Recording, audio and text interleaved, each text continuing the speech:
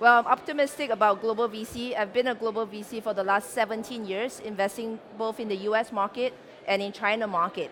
So specifically for Asia or China, we are extremely bullish. I've been in China for the last 15, 16 years, and the growth driver there has been really consumption growth. So if you think about China, there are 300 million millennials, 700 million smartphone mobile users, and if you go down the vertical for gaming, for example, you have 450 million mobile gamers in China alone. So from a consumption perspective, that market is going to support a lot more up and coming companies.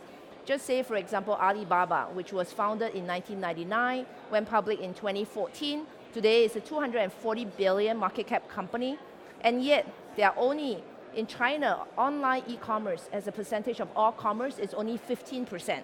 So there's a lot more growth. Now going forward, China is entering a phase where the labor cost has gone up, so it's not about throwing people at the job. And so where we see new pockets of opportunities would be in the enterprise.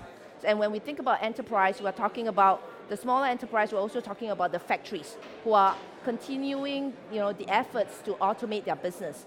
In China today, of all the factories in China, only 5% of factories are automated that uses robots.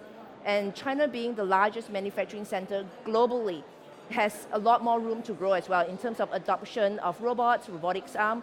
And then, again, if you look at, we talked about autonomous driving, whether it's in the US, in Europe, and in Southeast Asia. Autonomous driving is an interesting one. In China, China is the largest and fastest growing automotive market.